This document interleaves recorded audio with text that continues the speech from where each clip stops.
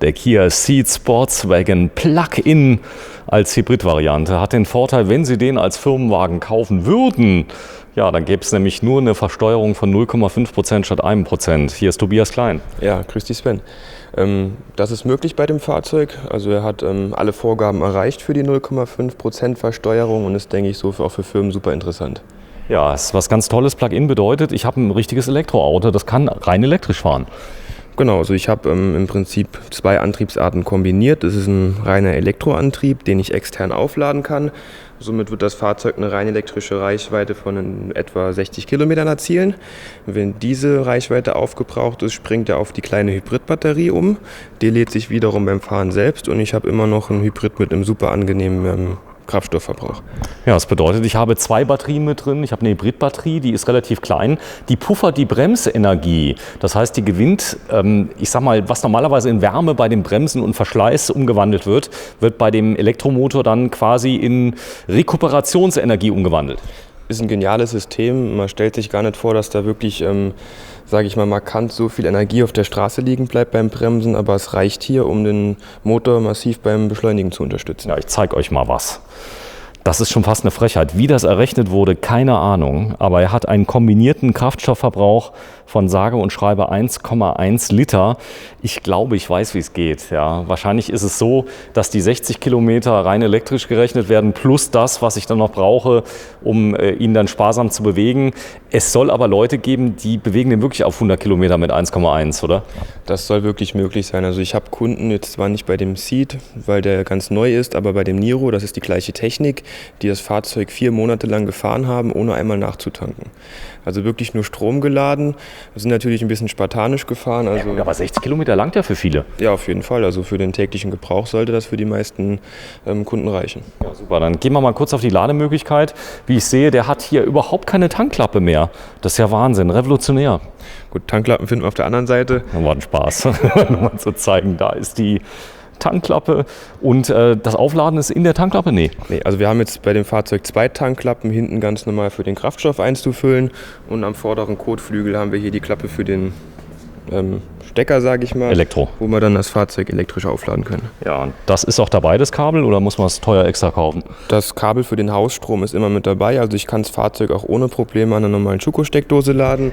Ich glaube, was auch bei der Reichweite von 60 Kilometern der gangbare Weg ist, das heißt, man steckt es einfach zu Hause an die ganz normale 230 Volt Steckdose ein. Wie lange dauert es ungefähr zum Aufladen? Das dauert noch keine 3 Stunden, also ob es da wirklich Sinn macht, bei einer Reichweite von 60 Kilometern eine Wallbox zu installieren, sei mal dahingestellt, aber mit den 3 Stunden kann man auf jeden Fall Würde gehen, arbeiten. Eine Wallbox? Würde gehen. Also dann lädt er noch schneller. Genau, dann können wir einen Typ 2 Anschluss nutzen, also ein bisschen dickeres Kabel, geht natürlich auch mehr Kilowatt durch und somit könnte man, glaube ich, in 1,5 Stunden laden bei uns vor der Tür. Also was ich schon fast eine Frechheit finde, ist der Preis. Denn der Kia Kleinhauspreis bei dem Fahrzeug beträgt gerade mal 31.490 Euro.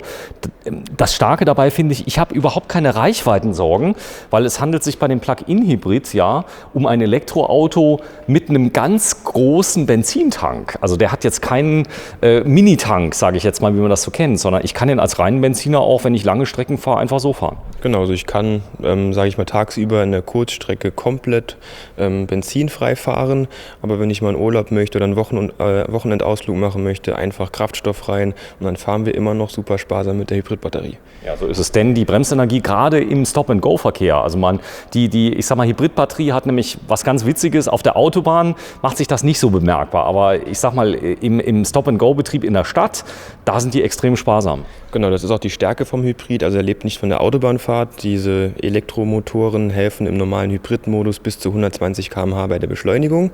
Ich kann wirklich bis zu 50 km/h rein elektrisch fahren, je nach Ladestatus, also ist somit alles gegeben. Super, ja, so sieht's aus. Ja, kommen wir mal auf die Details zu sprechen. Bei dem Preis sind die Alufelgen, wie er hier steht. Genau, das gibt von dieser Variante 3 Ausstattungslinien. Vision ist jetzt die günstigste, beginnt bei 35.990 Euro in der Liste. Hauspreis hier 31.490, aber Vision hat schon wirklich viel mit drin. Genau, das ist natürlich schon mit einem mittleren bis hohen Ausstattungsgrad von einem normalen Benziner zu vergleichen. Also wir haben hier schon mal Alufelgen mit drauf, die sogar luftwiderstandsreduziert sind, um hier einfach ein bisschen mit der Energie zu haushalten. Großes Display mit drin. Genau, großes Display. Also das 10-Zoll-Navi von Kia mit der dauerhaften Internetanbindung und UFO Connect. Wir haben ein Smart-Key-System drin.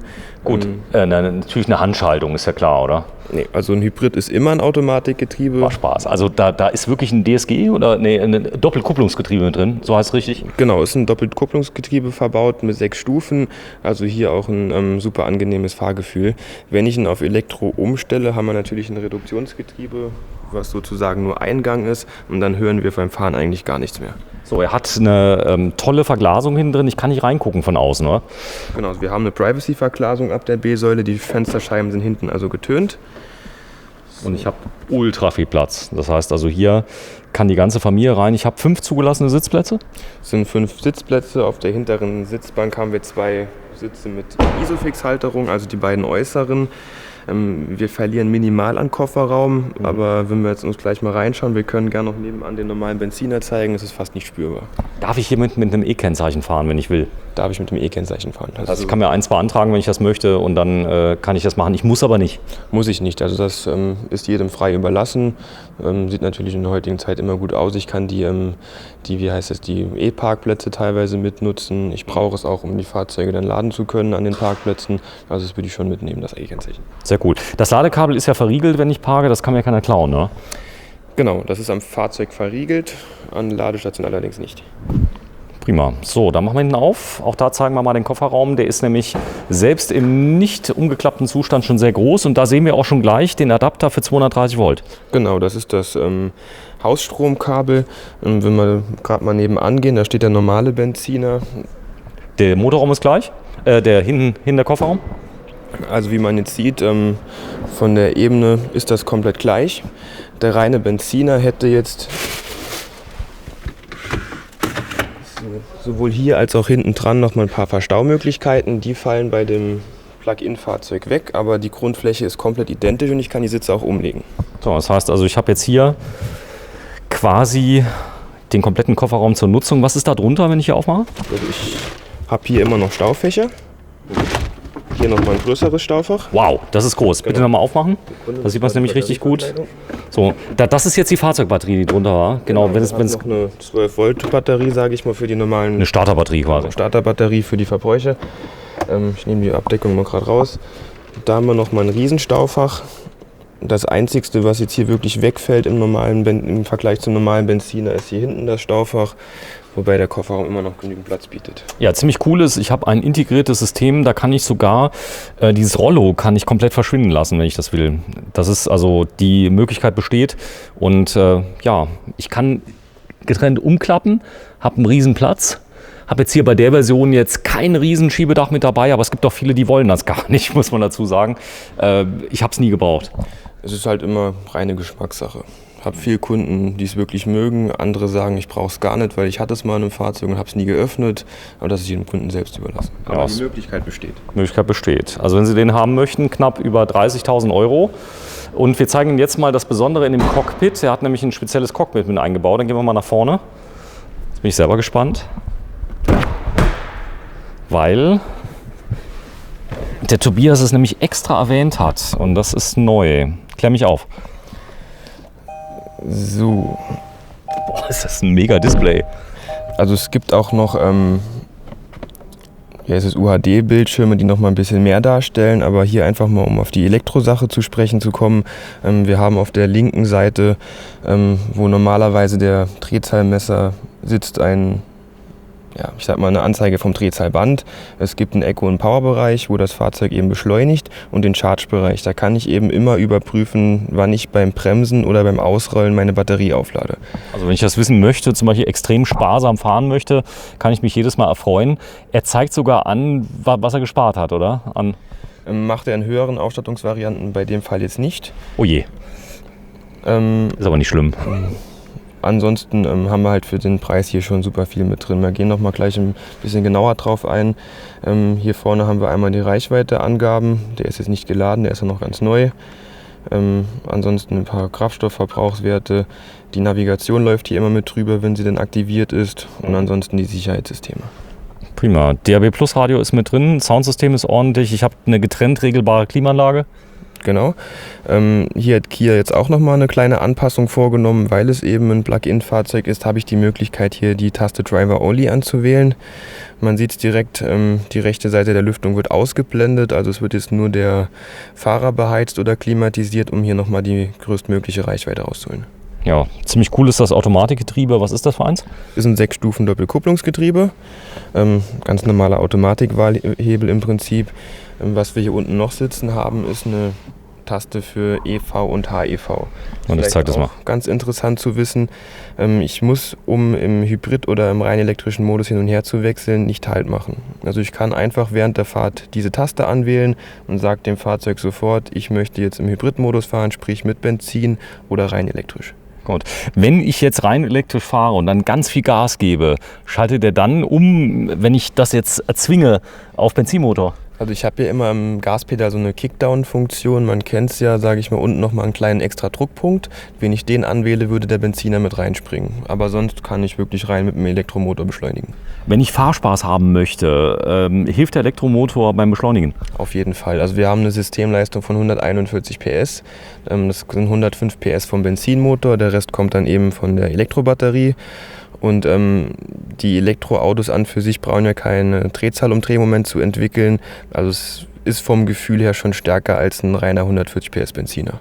Super, schauen wir mal aus, machen die Abmoderation. Details können Sie also nochmal erfahren vom Tobias, denn das Team ist da, ist leider wegen der Corona-Zeit geschlossen, deswegen drehen wir im Moment ganz viele Videos, um den Leuten die Autos auch zu zeigen. Das ist der Kia Ceed Sportswagen Plug-in in der Hybrid-Version. Der Hauspreis jetzt hier 31.490 € inklusive der Mehrwertsteuer und das ist nochmal der Verbrauch. Ja, tatsächlich 1,1 Liter und eine CO2-Effizienz natürlich von A+. Denn ich sag mal, was gibt es Schöneres, als rein elektrisch zu fahren und der Tankstelle, obwohl die Benzinpreise im Moment sehr günstig sind, aber das wird wahrscheinlich auch nicht ewig so bleiben. Was wir jetzt eben, glaube ich, noch vergessen haben, wir sind ja auf die Besonderheit für Gewerbekunden eingegangen, sprich, dass das Fahrzeug mit 0,5% als Dienstwagen zu versteuern ist. Privatkunden können natürlich hier auch was gewinnen, wenn sie sich für ein Plug-in-Fahrzeug entscheiden. Wir bekommen nämlich aktuell eine staatliche Förderung bis zu 4.500 €. Die geht nochmal runter? Genau, solange der Bruttolistenpreis nicht über 40.000 € netto liegt. Ja, das ist hier der Fall. Der Bruttolistenpreis hier beträgt 34.990 plus Extras. Ich gucke mal gerade, 36.984 liegen wir drunter. Das heißt, von den 31.490 € gehen nochmal 4.000 € runter. Ein bisschen was geht hier noch, ja. Ein bisschen was geht noch. Also fragt am besten an. So ist es. Hier steht da der Ceed als Plug-in-Version in der Ausstattung Vision. Und wenn Sie Interesse haben, rufen Sie am besten Tobias an oder Peter Dämmerle. Ihr habt einen Chat auf der Homepage eingerichtet? Genau, wir haben ein kleines Chatfenster aktiviert, findet man direkt unten rechts auf der Homepage. Ansonsten ganz normal über die Kontaktwege per E-Mail. Anrufen. Oder anrufen. Öffnungszeiten hier, wie seid ihr telefonisch erreichbar? Verkäufer sind nach wie vor von 9 bis 18 Uhr im Haus, also sind hier dauerhaft erreichbar. Ja, du musst arbeiten. Gut.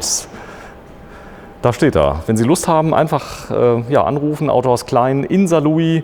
Und vielleicht sind Sie ja demnächst Besitzer genau dieses Plug-ins, denn wir zeigen heute nämlich alles Autos, die hier im Moment am Lager stehen. Danke, Tobias. Danke.